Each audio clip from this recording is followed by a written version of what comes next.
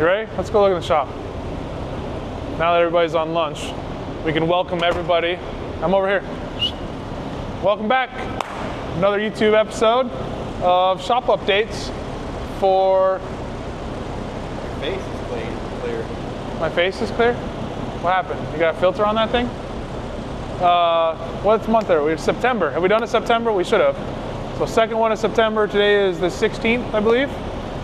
So we're Sema crunching on one.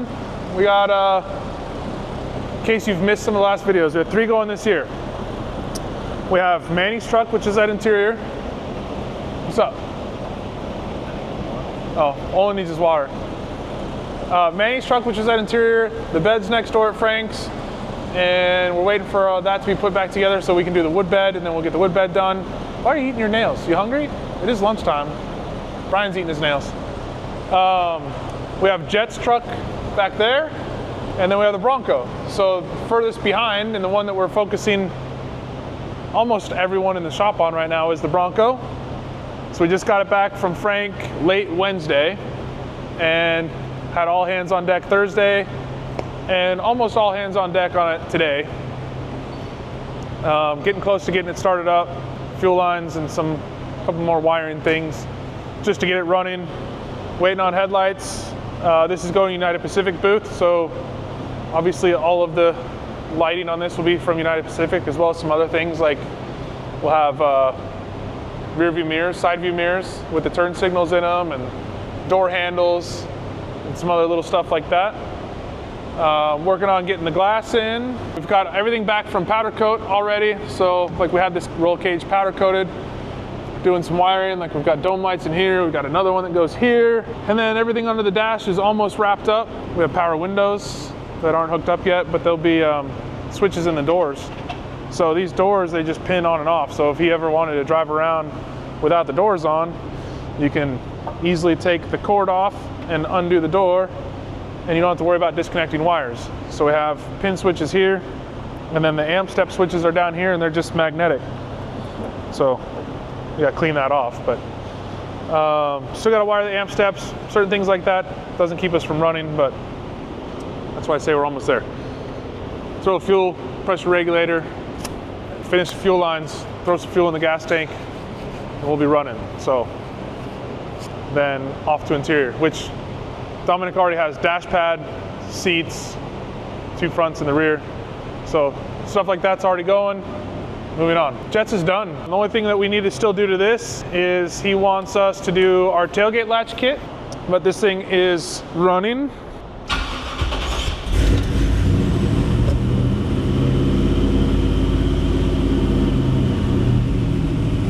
We're low on fuel though.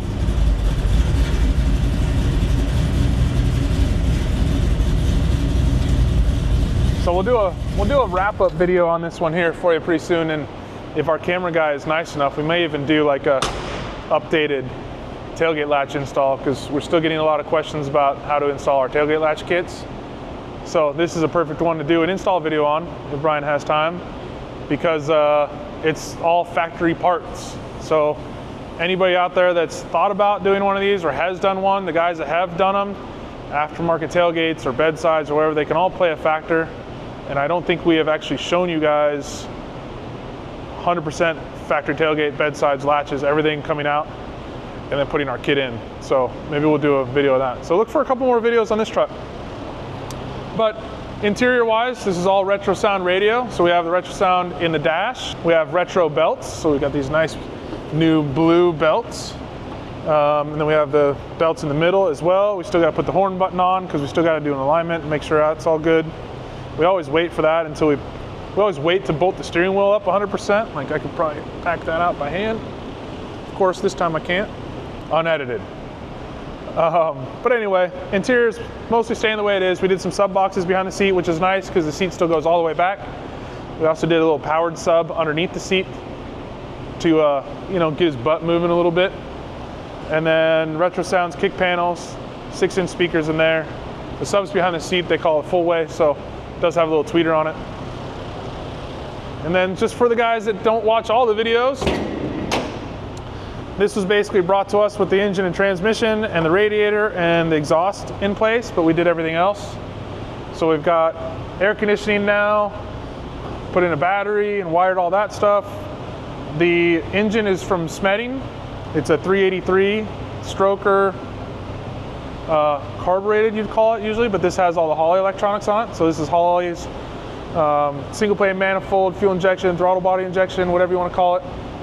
We did our brake master cylinder that we like to use, and he's talking about upgrading brakes later on down the road. So we just did some soft lines down to the factory lines. It still has drum brakes in the rear, so we got a prop valve on it, and we basically made it to where it'll be easy upgradable in the future.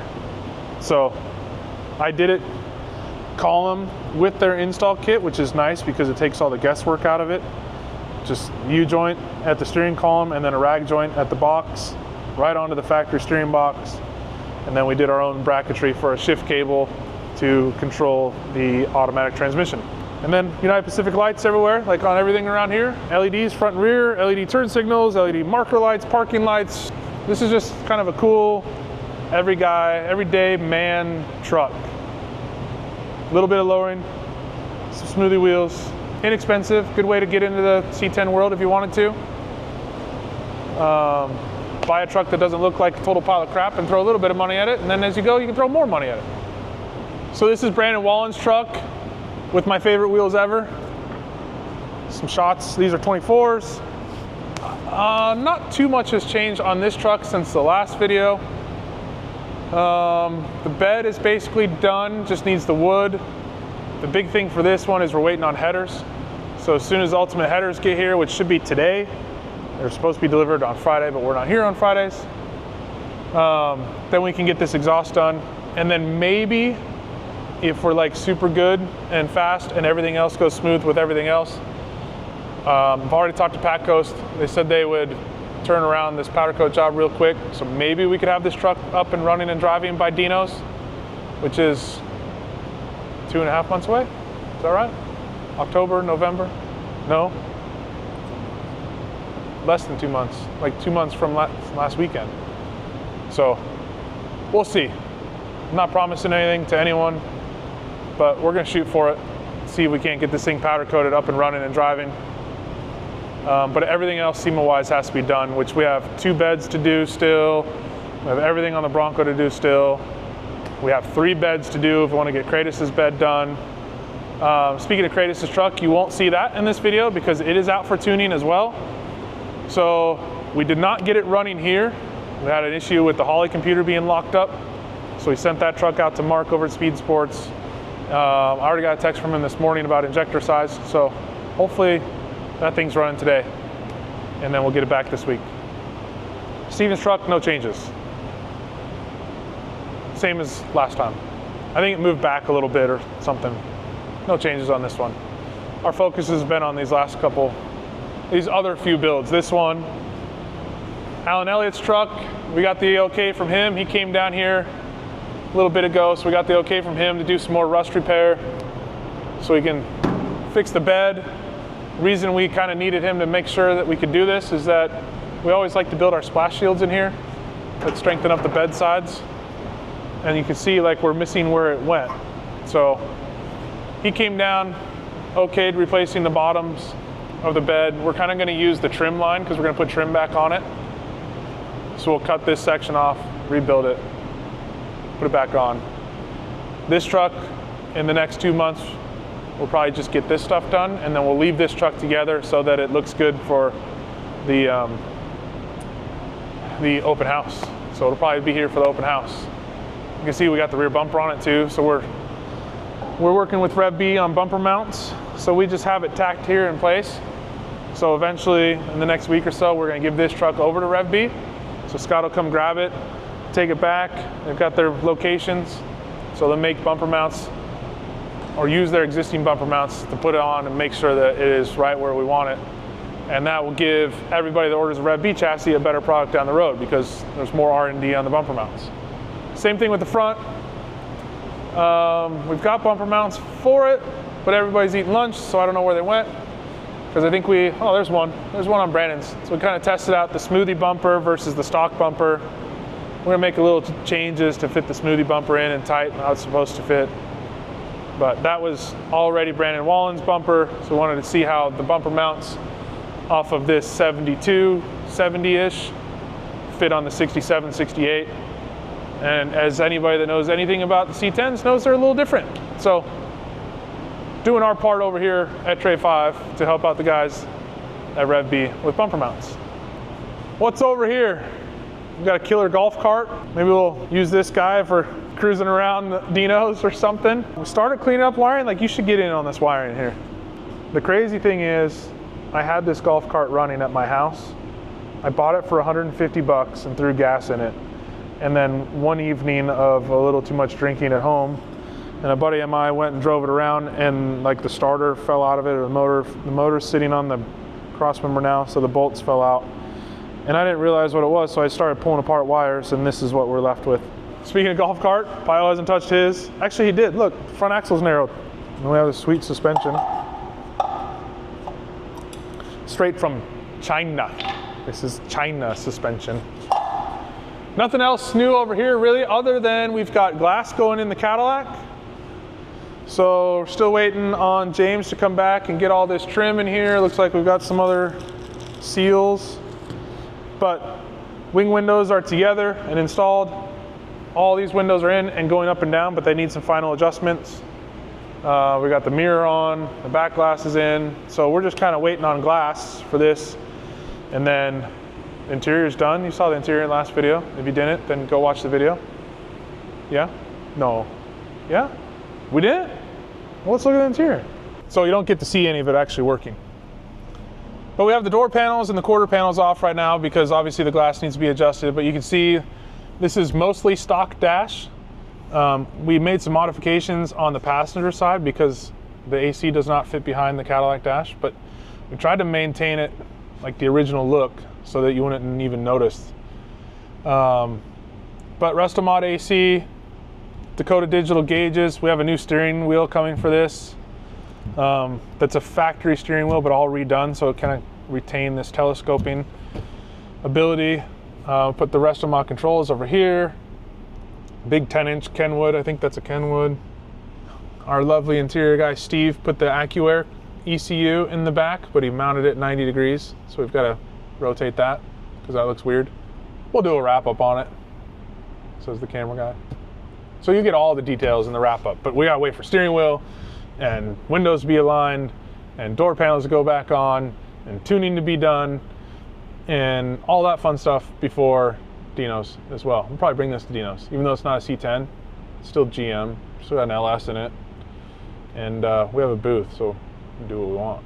And other idiots bring Fords, so we'll bring a Cadillac. It's way cooler than a Ford anyway. The two 55 to 59s here that we haven't touched. Marlins, we just got to do the bedwood on. As soon as we get through the Bronco stuff, we'll get the bedwood in there. That's one of the two that we need to do. And then Aaron's just waiting for time, waiting for headers, and waiting to order some more parts for that. So that's kind of it for this video. This is our kind of insane time of year. We have, like I said, 3 going to Sema. One was thrown on us a little bit last minute, but still plenty of time, but that one's already done. It was actually the first one finished. But we have the Bronco to get ready. We have our open house to get ready, which is the day before Dinos. We have Dinos to get ready, and my house is for sale, and we might be moving shops, like right now, waiting for a contract on a shop, so we could be moving shops. And it's just kind of a little hair pulling thing, and my mustache was itching my nose one day, so I cut my mustache off. Actually, we did that here. It was kind of funny because we flipped the coin. Because I told George, because we have a barber that comes every Monday, because we're bougie like that. Not every Monday, one Monday a month. And I told him that my nose hair was bothering my mustache was bothering my nose. Like the hairs were getting intertwined because I'm old. And so like now you have hair that grows out of your nose, which is a weird thing that happens after you turn 40 or 44 or however old I am. But they like intertwined, and it was making me rub my damn nose raw. And I was telling him, he said, we should just cut it off. And I said, I don't know, I was thinking about it. He goes, let's flip a coin. So he did a little live story on his barber page, flipped a coin, I lost, or won, however you want to look at it, but shaved the mustache. I kind of like it. We're talking to the guys, And I think this is the 5th year in a row that I've gone to Sema with a different look as far as hair goes. So I've had a beard 1 year. I think I cut the beard off and still had like normal hair 1 year. And then the next year I had a mullet. And then the next year I had, well, the first year I had a mullet with like handlebars. And then I think last year I had the mustache, just like regular mustache, no handlebars and no mullet. And then now this year I'm gonna go with just like normalcy, like a normal haircut and no weird facial hair, nothing. Unless I grow something in the next month and a half, 2 months. We'll see. You never know. And my weight goes up by like 40, 50 pounds. So anyway, you put that after the Tray 5 logo thing. We'll see you next time. Thanks for watching. Oh, go watch Frank's YouTube. He just came out with them. Maybe he'll do a better video or something. I don't know. You gotta have to go look and see. But maybe you go watch that too. It's gonna be the same shit, but it'll be Frank telling you about it instead of me. See you later. I'm gonna go eat now.